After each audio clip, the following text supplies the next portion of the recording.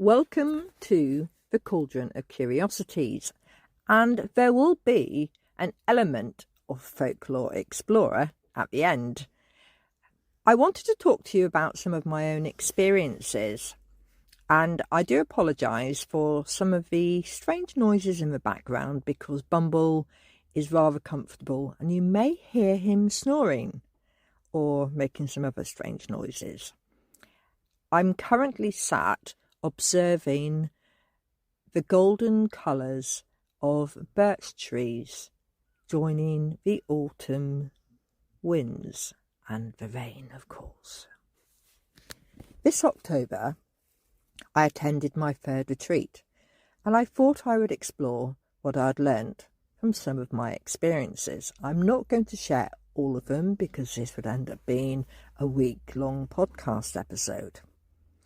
The history of taking time out from everyday life to gather and take part in community ritual is as old as time, if not an echo of when first woman gathered the sacred feminine to her heart. I believe that a successful retreat follows Maslow's hierarchy of needs. It provides a structure and safety net that allows the group to explore their own spiritual and philosophical needs. If just one member of a group feels unsafe to express, it can unravel a carefully woven chain. And this can make it quite a challenge for anyone who chooses to facilitate retreats. Retreats can expose feelings and beliefs that we have nurtured over decades. The thinking time may make you face discomfort or even fears. All of the retreats I attended involved me embracing water in one way or another. This was certainly making me face my own fears, not only of letting go, but making myself relax in the water. Despite learning to swim at a young age, I had an early episode of where I nearly drowned in my godmother's fish pond, which does haunt my mind, especially when I'm looking into the darker depths of water, of a deep river or the sea. I feel a chill run down my back, which is not one that I would want to embrace. In Crete, I discovered how playful the sea could be. It nudged my inner child to bob with the waves, to relax and let myself sway with the current. In Egypt, I embraced the nature spirits who wove across the River Nile and reminded me to stand still and immerse myself into the heartbeat of the land. I was held by the power of the alder tree as I let the local river swing me into the current at my final retreat in Cornwall last month. I heard you are at one with the water, and I felt at peace with the cold force of the river's energy, cleansing my body, mind and spirit. There are moments that each retreat member will remember, and they are called soul moments by witch and social justice warrior Megan Field. I relived my soul moments, and I know despite the magnificence of the historical artefacts and the scenery that I saw, the soul moments for me are entwined with the elementals and nature. The slideshow in my head ran a display of spiralling vultures on the Cretan mountains, being welcomed by Hecate's dogs at the summit, feeling the fish nibble my toes in the warm waters of the Mediterranean. I have pictures of generous-hearted street cats and street dogs, and early alarm calls from the local corvid, the animal orchestra that blessed my life and reminded me that love and acceptance surrounds us in the whole natural world. The idea of going on a retreat with a group of women caused me a high degree of anxiety because of my own experiences with women in the past. My own witch wound of being killed by a woman and past lives of being a slave I stepped into the retreat space with trepidation. I felt my triggers erupt as those who were more demanding appeared to satellite me, and my boundaries blurred as I leant towards service mode. Pulling back and learning to separate from this entwined entrapment was difficult, and I struggled to extract my sense of self with grace, and the first episode I jarred and crashed my way out by tapping into a rage which did not leave the space harmonious. In gatherings I observe myself and I observe others. I watch the energy weave, and my development from attending expertly facilitated space has allowed me to hum from within. Tapping into my equilibrium of my unique differences and holding space for the myriad of essences that spill from those that sit in circle with me. In reflection, one of the key strands that kept the love and support sacrosanct was the opening each day, or time frames, with ritual. The sacred space reminded us that at this point we were all one.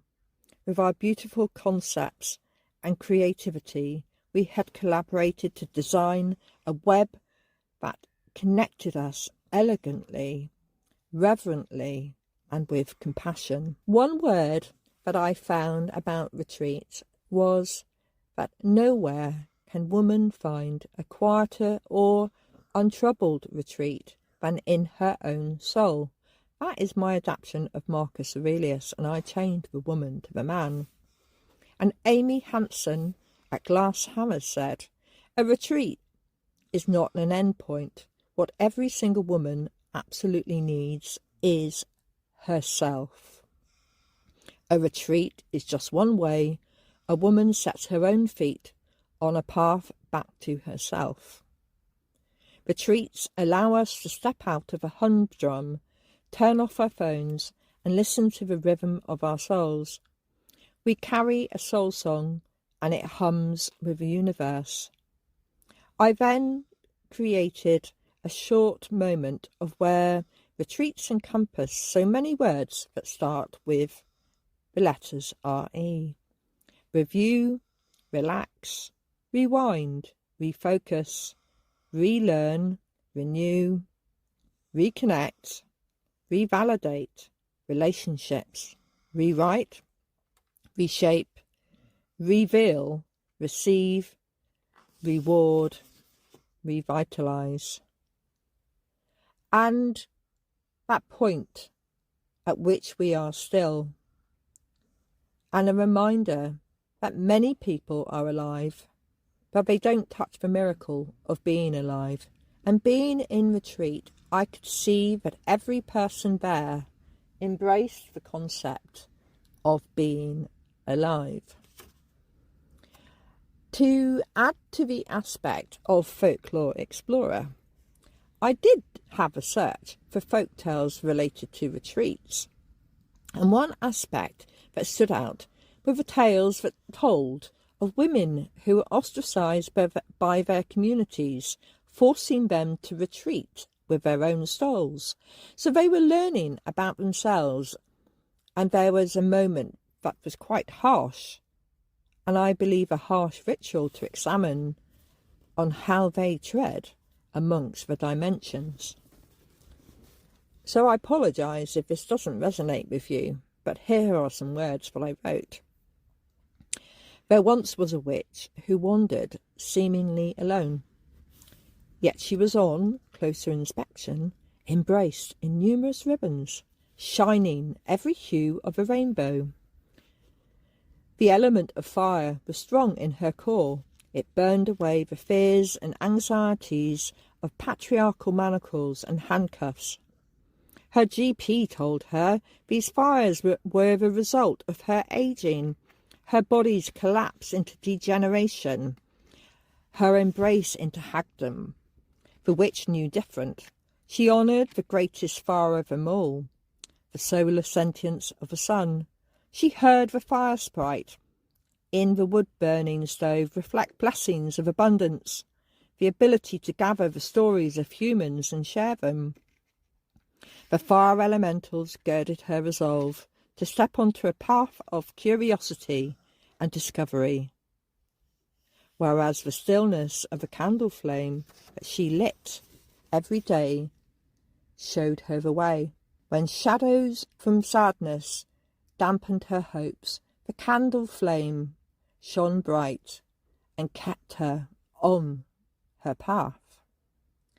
Fire retold the stories of time, sharing spells that would enable the witch to walk across dimensions, sharing the light of hope and leading souls across the rainbow bridge. The witch watched the effervescent patterns in the flames and honoured the ritual of keeping the soul flame alive. Each bridge is a crossing. The witch learnt that she could release with the power of water the current of a river. The eddy of a stream would lightly grasp the woes of all and see them bob along the tides to rip with the racing white horses at Marazion Beach. Each drop of water was a blessing. It carried our hopes and dreams, and in nature would hold all the love in the world, so that all who ingested it were nourished and spiritually fulfilled. When fire and water met, the witch saw steam rising into the air, where she divined the clouds formed to focus her day. The next steps on her path of discovery were led by these tales that were told. Learning to embrace the clouds as they pressed close together and blotted out the sun was a hard lesson, as the witch craved the sun's early morning kisses. Her place in the woods allowed her to see the swell of a tree's sap as the rain was absorbed into the mossy ground. The leaves of the beech turned to capture and funnel the drops that became rivulets along its branches. The witch honoured the importance of a water element in her life. A water sprite span under an alder tree, reminding the witch to take part in the joys of water's energy. So she slipped into its icy cold fingers and let herself flow. As the witch spread her fingers out, she felt the leaf mould filter through, and the knotty roots of the alder king guarding her passage and keeping her boundaries safe. She noted that holly and ivy looked down into the swirling depths, and they pointed at the golden fish darting between her toes, where they catch the sunlight. The witch lifted herself up to dance with the thorns, oak, ash and birch, and warming herself as she span with the autumn leaves under the beneficent guidance of Mother Beech. The witch had learnt to trust and weave with each element as they stepped forward, and carried them with her in her soul song, and this was what she learnt from going on her own retreat. Thank you for listening, and if you have any comments, do email me at info@thedandelion.moon or comment on the social media platform. It's Sarah Hawkins, and I thank you for listening to my words today. Take care and blessed be. Thank you for listening to this episode of the Cauldron of Curiosities. If you enjoyed this dip into folklore, don't forget to follow the podcast, share it with a friend, and keep your lantern handy for the next curious tale.